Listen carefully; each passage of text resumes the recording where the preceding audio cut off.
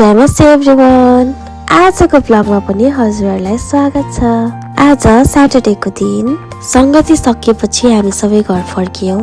Saturday हामी कोही पनि काममा जाँदैनौं। संगति पछिको समय हामी आफ्नो फ्यामिलीलाई दिने गर्छौं। पोखरामा भएपछि काइकिङ त गर्नै पर्यो। काइकिङ गर्दा मैले एउटै कुरा मात्र सोच्ने गर्छु, हाम्रो परमेश्वर कति क्रिएटिभ हुनुहुन्छ।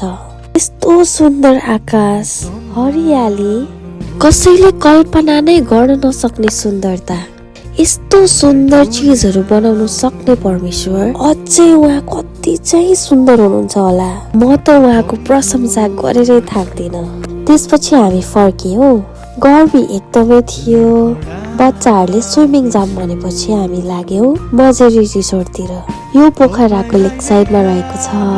हामी बेला बेला स्विमिङको लागि त्यहाँ जान्छौँ। अनि एउटा कुरा, के तपाईँ आफ्नो परिवारहरू देखेर आशिषित हुनुहुन्छ?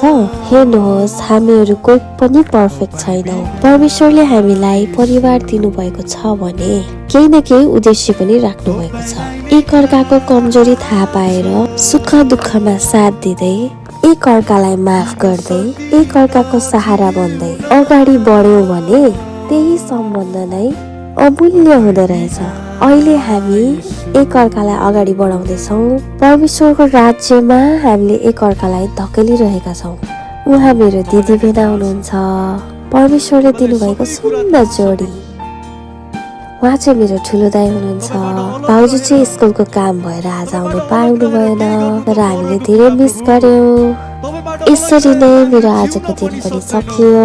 परमेश्वरले तपाईहरु सबैलाई आशिष दिनुभएको होस्। जय मसीह, बाइ बाइ।